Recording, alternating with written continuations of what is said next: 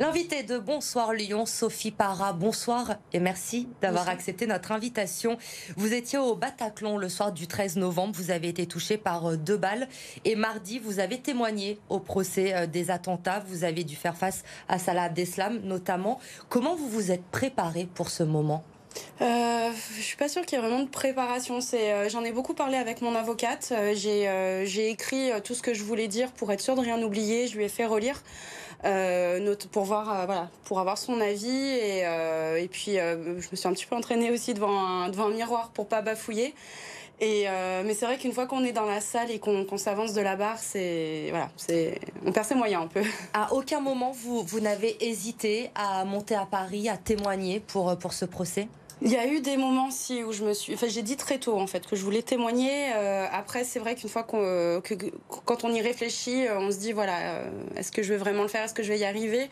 J'étais montée à Paris déjà en septembre pour prendre un petit peu la température, voir comment ça se passait, comment était la salle.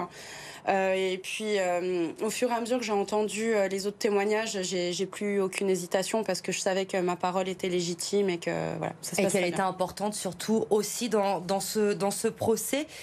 Vous avez dit quoi mardi? Vous avez voulu raconter quoi?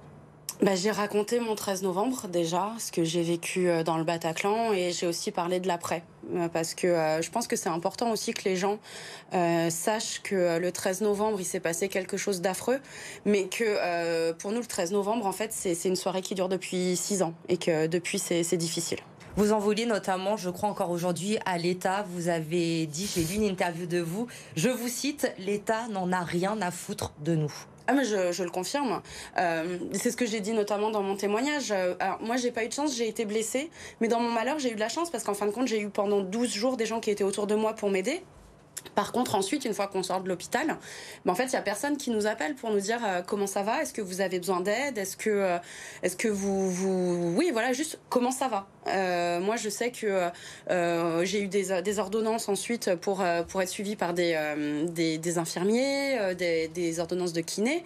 Mais c'est toujours à nous de faire la démarche pour être soigné, et notamment sur le plan psychologique. On avait le numéro de la cellule psychologique. Moi, ça s'est extrêmement mal passé. Les 2 fois où je les ai appelés, ça s'est très mal passé. Mais voilà, c'est à nous, en fait, de faire la démarche, de se soigner. Et il n'y a personne qui nous aidera dans ce cas-là.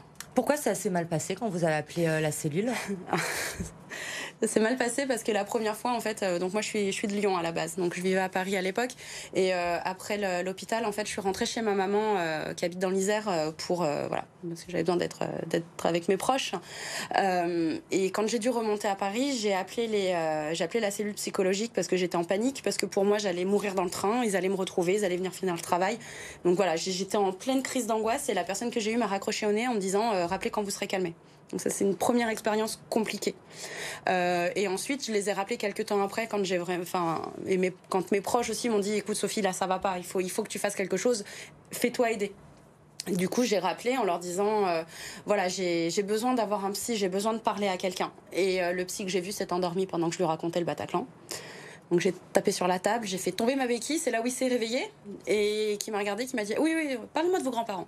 C'est assez incroyable quand même ce que vous nous racontez. Du coup, vous avez dû, j'imagine, vous débrouiller toute seule, trouver de l'aide un peu seule au monde face à ce que vous viviez, vous débrouiller. Voilà, on se débrouille. Donc heureusement, il y a eu les associations qui se sont montées. Donc les associations, c'est notre béquille. Eux, ils sont toujours là. Et puis il y a une entraide qui s'est créée parce qu'on est devenu une espèce d'énorme famille cabossée. C'est comme ça que j'aime les appeler. Ils font partie de ma famille. On a vécu le pire ensemble. Et c'est vrai que quand il y a un truc qui va pas, on a notre groupe sur Facebook et on balance. J'ai besoin d'un psy. Est-ce que vous en avez un bien à me recommander, ou voilà, on est là les uns pour les autres. Et à la fin, c'est les assos qui m'ont aidé. Mardi, lorsque vous étiez à la barre, est-ce qu'il y a des choses que vous n'avez pas voulu raconter par pudeur, peut-être? Non.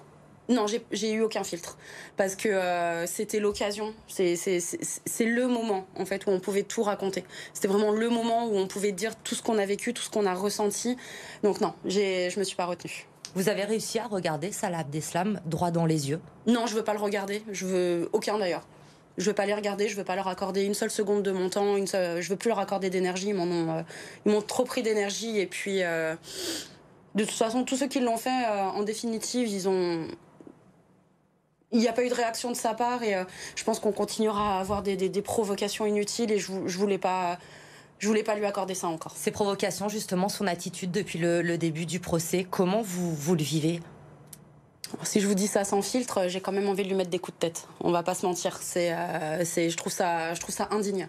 Tout ce qu'il fait depuis le début, c'est indigne. Il a rien dit pendant presque 6 ans. Et là, tout à coup, on a droit à des sorties. Il y avait rien de personnel. Enfin, il y avait des enfants dans le Bataclan quand même. Il y avait des enfants. Et si, il y avait des choses personnelles quand même. Vous attendez quelque chose aujourd'hui de lui, des autres personnes dans le box des accusés, à ses côtés? Un pardon, des regrets? Alors j'espère. C'est ce que j'espère, mais j'attends rien d'eux. Quand on voit la dernière sortie qu'il y a eu sur celui qui nous a présenté des excuses et qu'en fin de compte, 3 jours ou une semaine après, on apprend qu'en fait, c'est son avocat qui lui a dit de faire ça, mais qu'il attend qu'une chose, c'est de repartir dans 4 ans faire le djihad. Moi, on sait que voilà, il n'y a plus rien à attendre de ces gens-là. Vous avez vécu 12 ans à Paris, hein, vous me le disiez tout à l'heure. Et après le 13 novembre, vous avez eu le besoin de revenir à la maison, chez vous, à Lyon. C'était une nécessité pour se reconstruire? C'était vital. La vie à Paris, c'était plus possible. Je prenais plus le métro, quasiment pas le RER. Il fallait tout le temps que je sois accompagnée dans les transports. C'était même dans le bus, dès qu'il y avait des bus qui étaient trop bondés, j'habitais sur une ligne très bondée, je laissais passer 2, 3, 4 bus jusqu'à ce qu'il y en ait un à peu près qui aille. Je regardais tout le monde dans la rue parce que j'avais l'impression de... Voilà, tout le temps que j'allais être retrouvée et à un moment donné, j'ai dit à mon conjoint, moi je veux rentrer à Lyon voilà, on est revenu et c'est plus facile. Ces peurs, ces angoisses, 6 ans après, vous les avez encore? Est-ce que vous avez des craintes quand vous devez aller dans des endroits où il y a beaucoup de monde, par exemple? Pour vous donner un exemple, la semaine dernière, j'ai fait le premier soir de la Vogue des Marrons. À la Croix-Rousse. Voilà, donc super, j'adore la Vogue, hein. Moi je suis une enfant d'ici, donc voilà, c'était... en fait non, je suis sortie du métro et les cris, les attractions qui font du bruit, tout ça en fait, ça finit en crise d'angoisse et devoir aller me réfugier étonnamment dans un bar pour pouvoir un petit peu me calmer. Donc j'ai toujours ces craintes-là. Quand je vais au cinéma, je demande toujours aux gens, est-ce que le film c'est bon pour moi? Est-ce que je vais pouvoir... est-ce que je vais tenir le coup? Est-ce qu'il y a des armes à feu ou pas? Et même, par exemple, le dernier film que j'ai vu, c'est Benedetta. Donc très calme. Pas d'armes à feu, ça se passe au Moyen-Âge. Donc ça devait bien se passer, mais j'ai toujours ce réflexe de me mettre en bout de rang et vers une sortie de secours parce que il faut que je me sente en sûreté un minimum. Et pourtant, il y a quelques jours, sur les réseaux sociaux, vous avez publié une photo. Vous allez aller à l'Olympia l'année prochaine pour voir le concert des Eagles of Death Metal. C'est le groupe, on le rappelle, hein, qui jouait le soir du 13 novembre au Bataclan. C'est quoi? C'est un dernier défi, histoire de boucler la boucle, de se dire, ça y est, j'ai témoigné, le procès sera bientôt terminé à cette époque. Je vais à ce concert et on essaye après de refermer ce chapitre. Ouais, j'ai envie de dire que c'est ma plus belle connerie en fait, parce que après voilà, je me réserve, j'ai 6 mois pour changer d'avis, mais j'ai pas envie de changer d'avis parce que oui, on arrivera à la fin du procès, donc on arrive à la fin du livre, il y aura plus rien après. Ils vont être condamnés, peut-être qu'ils vont faire appel, mais est-ce que ça comptera vraiment? Pas vraiment, mais ouais, voilà, c'est juste, j'ai envie de dire, je vais y aller, je vais les voir, je vais aller à l'Olympia et quand je vais appeler mon conjoint à la fin du concert, je vais lui dire, t'as vu, je suis sortie vivante et sur mes 2 jambes. Et j'ai kiffé. Et ce serait une belle leçon, effectivement, ce concert. Une dernière question, rapidement. Vous êtes devenue maman aussi hein, depuis le 13 novembre. Votre petite fille a 2 ans, je crois, aujourd'hui. Elle va les avoir dans 6 jours. Et on lui souhaite un bon anniversaire en avance sur BFM Lyon ce soir. Ça a changé aussi beaucoup de choses dans votre façon de voir la vie, j'imagine, dans votre reconstruction? En fait, c'est ma bouée de sauvetage. C'est comme j'ai dit à mon témoignage. Puis là, j'ai pleuré en fait en pensant à elle parce que déjà, il faut savoir que ma fille, j'ai pas pu l'avoir naturellement à cause de une des balles que j'ai prises, qui m'a complètement bousillée à l'intérieur. Donc ça a été une fécondation in vitro et elle a pris du premier coup. Donc c'est qu'il fallait qu'elle soit là. Et ma fille, quand ça va pas, elle le sent, elle me fait un gros câlin, elle me dit maman et elle me sauve. Elle me sauve tous les jours. Après, voilà. Il y a aussi des craintes pour elle, j'ai peur tout le temps. Hein, et puis j'ai peur aussi du fait qu'elle commence à parler et qu'elle me pose des questions sur mes blessures. Donc ça va devoir être abordé ce sujet-là avec elle. Mais elle est magnifique. Elle vous offre votre plus beau sourire, en tout cas votre bouée de sauvetage. Merci beaucoup Sophie Parra d'être venue raconter votre histoire, d'avoir témoigné ce soir sur BFM Lyon.